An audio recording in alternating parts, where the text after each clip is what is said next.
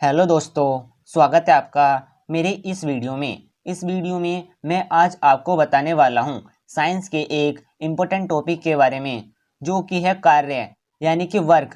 कार्य किसे कहते हैं, कार्य क्या होता है, कार्य की परिभाषा, कार्य के मात्रक एवं सूत्र, यह सब हम इस वीडियो में जानेंगे। तो चलिए शुरू करते हैं वीडियो। तो देखिए, कार्य इसे इंग्लिश में कहते हैं वर्क। तो देखिए कार्य क्या होता है।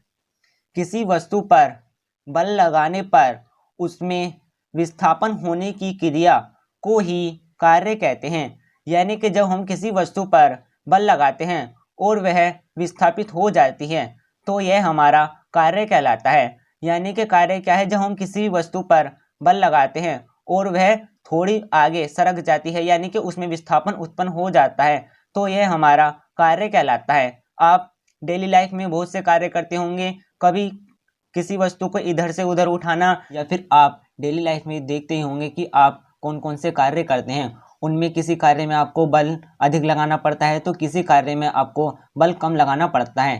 तो देखिए, कार्य के लिए बल और विस्थापन दोनों ही आवश्यक हैं। हम इसे एक उदाहरण से समझते हैं। तो देखिए एग्जाम्पल हमारा, यदि किसी बॉक्स पर बल लगाया जाए और वह कुछ दूर विस्थापित हो जाता है तो देखिए यहाँ पर कार्य किया जाता है। यानी कि जब किसी बॉक्स पर हम बल लगाते हैं, ये देखिए हमारे यह एक बॉक्स है और इस पर हमने बल लगाया यानी कि F, तो यह कुछ दूर विस्थापित हो जाती है यानी कि S, विस्थापन को डिनोट करते हैं S से। तो ये देखिए यहाँ से यह विस्थापित होकर यहाँ आ गया तो यह हमारा कार्य कहलाता है, क्योंकि हमने इस वस्तु पर बल लगाया और यह विस्थापित होकर कुछ दूर आ गया तो यह हमारा कार्य कहलाता है। तो कार्य के लिए क्या है, किसी वस्तु पर बल लगाने पर वह विस्थापित हो जाती है तो यह हमारा कार्य कहलाता है।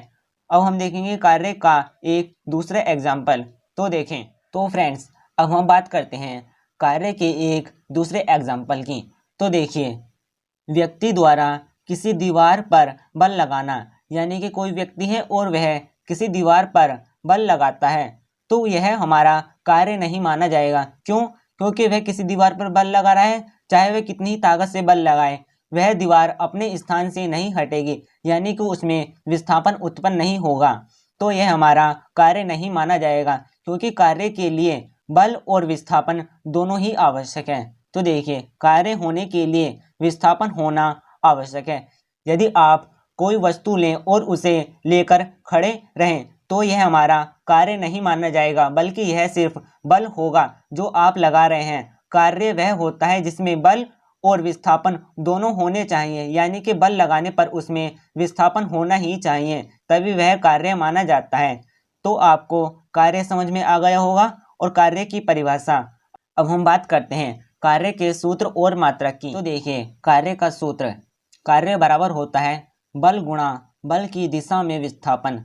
यानी कि जब हम किसी वस्तु पर बल लगाते हैं तो वह उसी दिशा में विस्थापित हो जाती है। यानी कि जब हमने किसी बॉक्स पर बल लगाया था तो वह उसी दिशा में आगे की ओर बढ़ गई थी, यानी कि विस्थापित हो गई थी। या आप जब किसी स्थिर रखी हुई गेंद पर हाथ मारते हैं या फिर पैर से किक मारते हैं तो वह आगे की ओर यानी कि उसी दिशा में विस्थापित हो जाती है। तो इसलिए हमारा कार्य क्या होता है, कार्य होता है बल गुणा बल की दिशा में विस्थापन। तो कार्य बराबर हो जाएगा W बराबर F इंटू एस, जहाँ W यानी कि वर्क, कार्य F यानी कि फोर्स और S बराबर होता है विस्थापन। देखिए, विस्थापन को इंग्लिश में डिस्प्लेसमेंट कहते हैं, इसलिए S की जगह dv लिख सकते हैं, स्मॉल d। तो W बराबर F इंटू डी भी हो सकता है और W बराबर F इंटू एस भी हो सकता है, दोनों ही सही हैं। अब हम देखेंगे कार्य का मात्रक। तो देखिए, कार्य का मात्रक होता है जूल, यानी कि एसआई पद्धति में कार्य का मात्रक जूल होता है और एमकेएस पद्धति में कार्य का मात्रक न्यूटन मीटर होता है और सीजीएस पद्धति में कार्य का मात्रक अर्ग सेंटीमीटर होता है। तो यह हमारे कार्य के मात्रक हो गए। एसआई पद्धति में जूल, एमकेएस पद्धति में न्यूटन मीटर और सीजीएस पद्धति में होता है अर्ग सेंटीमीटर। अब हम देखेंगे कार्य के और इम्पोर्टेंट पॉइंट के बारे में। तो देखें, तो फ्रेंड्स देखिए, कार्य हमारी एक अदिश राशि होती है, यानी कि कार्य स्केलर क्वांटिटी होती है। तो देखिए फ्रेंड्स, जब किसी वस्तु में उत्पन्न विस्थापन बल की दिशा में न हो, अर्थात वे एक दूसरे के साथ कोई कोण बनाते हैं, यानी कि जब हम किसी वस्तु पर बल लगाते हैं और वह वस्तु बल की दिशा में विस्थापित न हो, यानी कि वह किसी और दिशा में विस्थापित हो जाए, तो वे यानी कि बल और विस्थापन एक दूसरे के साथ कोई कोण बनाते हैं, तो कार्य बराबर हमारा क्या हो जाएगा? तो देखिए, कार्य हो जाएगा हमारा W बराबर F इंटू कोस थीटा, जहाँ थीटा हमारा बल और विस्थापन के बीच का कोण है। यानी कि जब हम किसी वस्तु पर बल लगाते हैं और वह वस्तु बल की दिशा में विस्थापित न हो, यानी कि जब हमने इस पर बल लगाया, यानी किसी वस्तु पर बल लगाया और वह इधर न जाकर ऊपर की ओर चली गई या फिर इधर की तरफ, यानी कि वह अपने साथ कोई कोण बनाती है, तो वह हमारा W बराबर हो जाएगा, यानी कि कार्य F इंटू कोस थीटा। यानी कि जब हम उसमें थीटा यानी कि उनके बीच का कोण निकालते हैं और इस प्रकार हम बल ज्ञात करते हैं। यानी कि एक उदाहरण से देखें जैसे, तो देखिए फ्रेंड्स, इस एग्जाम्पल में बल और विस्थापन की दिशा अलग अलग है। यानी कि यह एक बॉक्स है जिसे एक रस्सी द्वारा यह व्यक्ति खींच रहा है, यानी कि यह बल इस तरफ लगा रहा है ऊपर की ओर, और बल लगाने पर इसमें जो विस्थापन हो रहा है वह इस दिशा में हो रहा है, यानी कि बल लगा रहा है यह ऊपर की ओर और यह वस्तु धीरे धीरे आगे की ओर बढ़ रही है, यानी कि इस दिशा में विस्थापित हो रही है।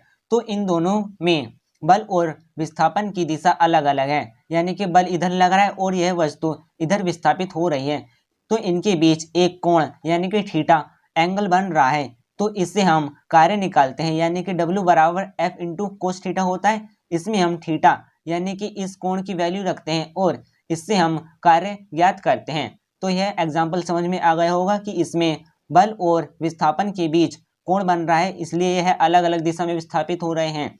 अब हम देखेंगे कार्य के प्रकार। तो चलिए फ्रेंड्स, अब हम बात करते हैं कार्य के प्रकार की, यानी कि टाइप्स ऑफ वर्क। तो देखिए, कार्य 3 प्रकार के होते हैं: धनात्मक कार्य, ऋणात्मक कार्य और शून्य कार्य, यानी कि पॉजिटिव और नेगेटिव वर्क और जीरो वर्क।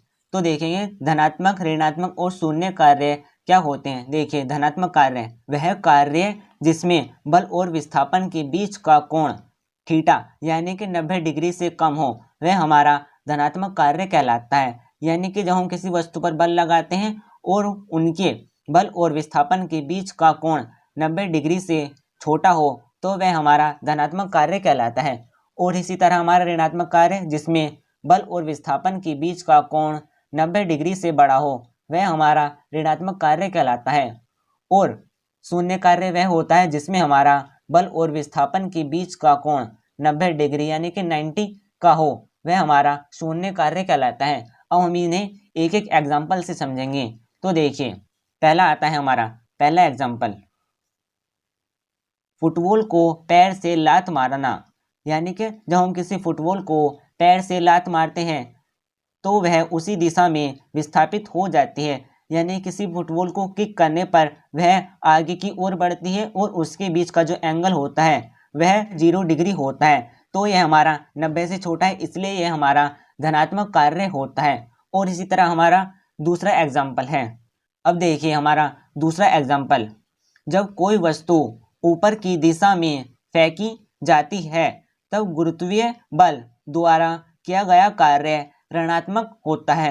यानी कि जब हम किसी वस्तु को ऊपर की ओर फेंकते हैं, हमने उसे ऊपर की ओर फेंका और जो हमारा गुरुत्वाकर्षण बल होता है वह नीचे की ओर लग रहा है, यानी कि विपरीत दिशा में कार्य हो रहा है। यानी कि इनके बीच का जो एंगल बन रहा है वह इधर इस तरह बन रहा है, एक दिशा इधर लग रही है और एक बल इस तरफ, तो उनके बीच का जो एंगल होता है वह 180 डिग्री यानी कि 90 डिग्री से बड़ा होता है, इसलिए यह हमारा ऋणात्मक कार्य होता है। अब बात करते हैं तीसरे एग्जाम्पल की। तो